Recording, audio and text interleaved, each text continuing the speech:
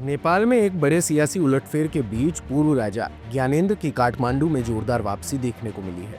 ज्ञानेंद्र पोखरा जब काठमांडू एयरपोर्ट पहुंचे तो उनके स्वागत के लिए करीब 10,000 से अधिक नेपाली नागरिक सड़कों पर जमा हो गए। ये नजारा नेपाल में राजशाही खत्म होने के बाद पहली बार देखने को मिला जब इतने बड़े पैमाने पर लोग ज्ञानेंद्र के समर्थन में उतरे।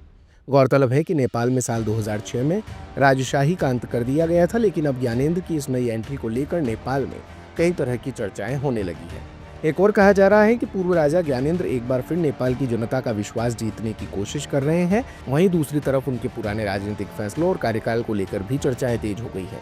लेकिन इस बीच नेपाल में उत्तर प्रदेश के मुख्यमंत्री योगी आदित्यनाथ की चर्चा ने जोर पकड़ लिया है।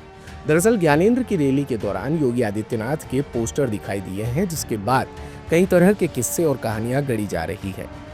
काठमांडू पोस्ट की एक रिपोर्ट के मुताबिक नेपाल की सियासत में सक्रिय होने से पहले पूर्व राजा ज्ञानेंद्र ने लखनऊ में उत्तर प्रदेश के मुख्यमंत्री योगी आदित्यनाथ से मुलाकात की थी, जिसकी एक तस्वीर भी मीडिया में सामने आई। लेकिन दोनों के बीच चर्चा क्या हुई, इस बारे में न तो ज्ञानेंद्र ने कुछ बताया और न ही योगी आदित्यनाथ ने कोई जानकारी साझा की।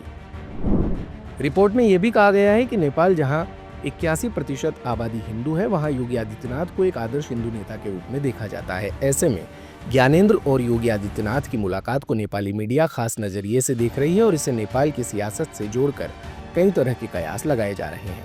वैसे नेपाल के पूर्व नरेश ज्ञानेंद्र और योगी आदित्यनाथ के बीच दशकों पुराना संबंध है। नेपाल का राज परिवार गोरखनाथ पीठ से गहरी आस्था रखता है और वर्षों से राज परिवार के सदस्य इस पीठ के दर्शन के लिए आते रहे हैं। नेपाली मीडिया इस मुलाकात को नेपाल में राजशाही की वापसी और हिंदू राष्ट्र की मांग से जोड़कर देख रही है। आपको बता दें कि साल 2006 में नेपाल में राजशाही का अंत हुआ था और 2008 में वहां नया संविधान लागू किया गया। लेकिन तब से अब तक नेपाल में राजनीतिक अस्थिरता बनी हुई है और 13 बार प्रधानमंत्री बदले जा चुके हैं। वर्तमान में जो सरकार सत्ता में है वो पूरी तरह से गठबंधन और समर्थन के सहारे चल रही है। नेपाल जर्नल्स की एक रिपोर्ट के मुताबिक लोकतांत्रिक शासन के मुकाबले राजशाही के दौरान नेपाल में विकास कार्य अधिक हुए। रिपोर्ट में बताया गया है कि साल 1990 में नेपाल की प्रति व्यक्ति जीडीपी 16,769 रुपए थी, जबकि उसी समय भारत की प्रति व्यक्ति जीडीपी 32,145 रुपए दर्ज की गई थी। हालांकि 2019 में यह आंकड़ा पूरी तरह से बदल गया जब नेपाल की प्रति व्यक्ति जीडीपी बढ़कर 93,554 रुपए हो गई और भारत की प्रति व्यक्ति जीडीपी 1,83,440 रुपए तक पहुंच गई। इससे साफ जाहिर होता है कि नेपाल विकास के मामले में भारत से काफी पीछे रह गया। नेपाल में मौजूदा समय में भ्रष्टाचार और महंगाई चरम सीमा पर है। इसके अलावा भारत से रिश्ते बिगड़ने के कारण नेपाल के मधेश यानी बॉर्डर क्षेत्र के लोगों को भी काफी परेशानी का सामना करना पड़ रहा है।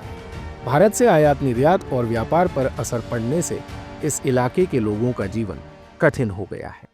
दिन भर की सारी अपडेट्स के लिए सब्सक्राइब करें भारत कवरेज को और हाँ, बेल आइकन दबाना ना भूलें ताकि आप रहे अपडेटेड हमेशा।